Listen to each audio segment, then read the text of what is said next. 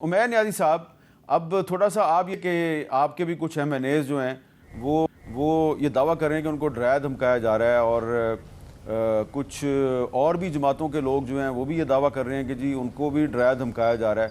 तो आपको किसी ने ज़ाती तौर पर डराया धमकाया या आपसे किसी ने रब्ता किया कि आइए आप कॉन्स्टिट्यूशनल अमेंडमेंट के मामले पे अपनी पार्टी की बजाय आप हुकूमत को वोट दे दें? नहीं जी, मेरे से किसी ने नहीं रब्ता किया जी। अच्छा, तो फिर इसका मतलब है कि बाकी जो आपके MNAs हैं वो उनके जो इल्ज़ामात हैं उसमें कोई सदाकत है या नहीं है? नहीं, अब देखें ये दो डिफरेंट चीज़ें हैं। देखें हर किसी के अपने सर्कमस्टांसेस हैं। देखें ओवरऑल अगर आप देखें हमारा कल्चर ही डराने धमकाने वाला है। मैं थोड़ा सा एक पिछले इंसिडेंट पे जाऊंगा, इस पे दोबारा आता हूँ। ये जो आज बच्ची वाला वाक़या हुआ, ज़्यादती वाला, वो लड़कियाँ निकली हुई थी। DSP उन्हें क्या कह रहा था कि तमाम तलबा अंदर चली जाएँ, कहीं एक और ना वाक़या हो जाए। अच्छा। मतलब देखें हमारा कल्चर ही डराने से बेस्ड है। फिर उधर की क्लिपिंग उठाएं जो टीचर लड़कियों से बात कर रही है, उन्हें समझा रही है कि खामोश हो जाएं, कर जाएं, तो वो भी इसी थ्रेटनिंग टोन में बात करी। हमारा कल्चर ही यही है कि हम अगर किसी चीज़ पे ना माने ना तो रिज़ल्ट निकालने के लिए इधर डराया धमकाया जाता है। देखें आपके सामने है, रहीम यार खान चले जाएं, ठीक है, जावेद वड़ाइच के घर की दीवारें नहीं गिराई, उसके डेरे को मस्मार नहीं किया गया, ऑन रिकॉर्ड बात है। शराज के साथ DG खान देख लें, उनके पेट्रोल पंप नहीं ख्वाजा शराज के सील किए, आपके सामने है, ठीक है। इसी तरह शफकत अवान आए और उसका वो मामू बना दिया, जिसे वो बेसिकली उनके भट्टे का मैनेजर था। तो ये सारी चीज़ें सामने हैं। देखिए अपना हदफ वो हासिल करने के लिए इस वक्त अंधे हुए फिर रहे हैं और उसके लिए कुछ भी करना जो है ना वो करने को तैयार हैं। जी बिलाल कियानी साहब, क्या ये टैक्टिक्स जिनका जिक्र किया है उमैर नियाज़ी साहब ने, ये जायज़ हैं?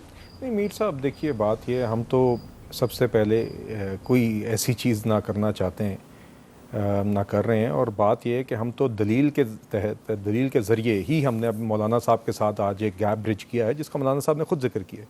तो बुनियादी तौर पे हम पहले चाहते हैं जमातों के दरमियान, मेन 3 जमातों के दरमियान इत्तफाक हो। बाकी मौलाना साहब PTI के साथ कर रहे हैं, उम्मीद पे दुनिया कायम है। आज तक तो कभी ये तो PTI का तो ये रवैया है कि अगर हम कहें कि ये पानी का गिलास पिए तो वो कहें हरगिज़ नहीं पिएंगे, और हम कहेंगे ये गिलास नहीं आप पी सकते तो कहेंगे अब यही पीना है।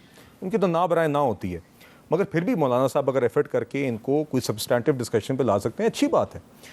मगर हमने इन 3 जमातों ने मिलके पहले एक कंसेंसस कायम करना है और जो नंबर्स हैं जो दरकार हैं इसके लिए वो उससे फ़्लो करेंगे। बाकी मज़ीद मेंबर्स को हम इनफरादी तौर पे भी कायल करेंगे जहाँ पे हम समझते हैं एक मोमेंटम मौजूद है जी, और हमने उस मोमेंटम को अब कैपिटलाइज़ करके आला सतह पे भी, लीडरशिप की सतह पे भी, वर्किंग कमेटीज़ की सतह पे भी, तो ये कॉन्स्टिट्यूशनल अमेंडमेंट पैकेज के ऊपर हम अपना काम जारी रखेंगे और मेंबर्स को बिल्कुल जमहूरी तरीके से जो कायल करने की एफर्ट है उसको जारी रखेंगे। अच्छा, अब कामरान मुर्तज़ा साहब, क्योंकि इस वक्त पूरी दुनिया की नज़रें पाकिस्तान पे मरकूज़ हैं और सब लोग जो हैं वो उनका आपकी पार्टी और आपकी पार्टी के कायद जनाब मौलाना फजलुर रहमान साहब जो हैं उनसे बड़ी उम्मीदें वाबस्ता हैं, तो आपके ख्याल में क्या एक ऐसा आप तजवीज़ करेंगे हुकूमत को, बिलावल साहब को या नवाज़ शरीफ साहब को, कि इत्तफाक राय हो जाए? क्योंकि आपने हुकूमत का ड्राफ्ट भी देख लिया है, आपका ड्राफ्ट भी तो जो है वो आपके सामने है, वो तो आप ही ने तैयार किया है मुख्तलिफ लोगों से तजावीज़ लेके।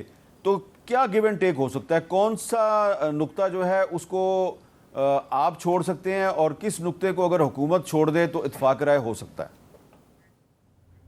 देखिए मेरा ख्याल है बेंचेस में जो है ना वो बात बन सकती है। मैंने बैरिस्टर गौहर से भी बात की है, उनसे भी मेरी अंडरस्टैंडिंग है इस हवाले से। मुझे हामिद खान साहब ने भी मैसेज किया, मुझे डॉक्यूमेंट मांगा था हमारा, मैंने उनको फॉरवर्ड किया, उसके बाद उन्होंने पढ़ने के बाद उस पर कमेंट किए हैं। उनकी भी जो मैंने उनके मैसेज को अंडरस्टैंड किया है वो भी आगे बढ़ने के लिए तैयार है।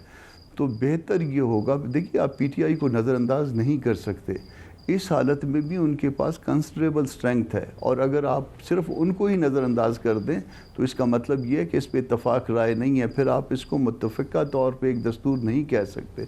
तो इस वक्त हमको मिलजुल के चलना है, मिनिमम पे आना है, कुछ हमको स्पेस देनी होगी, कुछ जो है ना उनको भी। और ये बात जो है ना हम एक्सपेरिमेंटल इसको वो कर लेते हैं, स्टेज एक बना लेते हैं कि पहले बेंचेस तो बने ना, तो उसके बाद हम देखें 2, 4, 5, 7 साल देखें इसमें कि बेंचेस किससे मसला हल होता है या नहीं होता। ये तो आपकी बात बड़ी अहम है, देखी जाएगी। फिर ये आपकी बात बड़ी अहम है कि आप कह रहे हैं कि फ़िलहाल वक्त की ज़रूरत के मुताबिक जो बेंचेस हैं, यानी कि सुप्रीम कोर्ट के इसी स्ट्रक्चर के अंदर जो हैं वो आइनी बेंचेस बना दिए जाएँ, और फिर बाद में 5 साल बाद, 6 साल बाद, 7 साल के बाद फिर ये पूरा जो आइनी अदालत का स्ट्रक्चर है उस पर बाद में एक अमेंडमेंट हो सकती है, ये कह रहे हैं आप?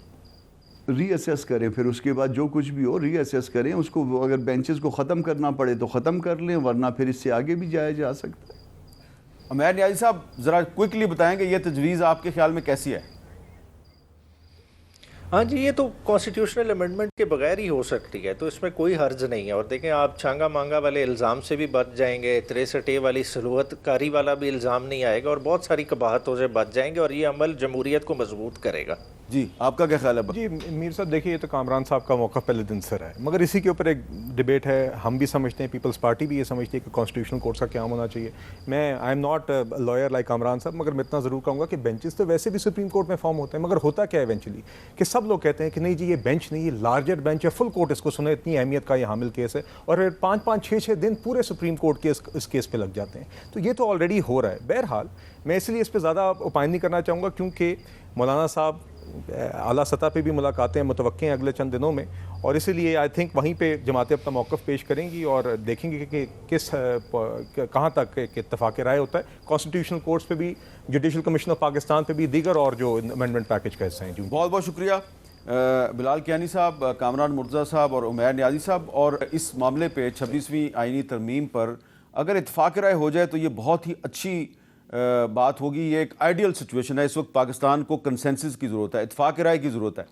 लेकिन अगर हुकूमत और पीपल्स पार्टी इसरार करते हैं कि नहीं, हमने कॉन्स्टिट्यूशनल कोर्ट ही बनाना है, आइनी अदालत ही बनानी है, और बिलावल भुट्टो जरदारी साहब का मौक़िफ़ है कि आइनी अदालत का वादा जो है वो चार्टर ऑफ डेमोक्रेसी में किया गया, तो अगर उनकी इस बात को भी दुरुस्त तस्लीम कर लिया जाए तो फिर चार्टर ऑफ डेमोक्रेसी में कुछ और भी बड़ी अच्छी अच्छी बातें हैं। तो सिर्फ फिर कॉन्स्टिट्यूशनल कोर्ट जो है उसको 26वीं आईनी तरमीम का हिस्सा ना बनाएं, बल्कि कोशिश करें कि पूरी की पूरी जो चार्टर ऑफ डेमोक्रेसी की डॉक्यूमेंट है, उस पूरी की पूरी डॉक्यूमेंट को आप इस 26वीं आईनी तरमीम का हिस्सा बना दें, तो पाकिस्तान के बहुत से मसाइल हल हो जाएंगे।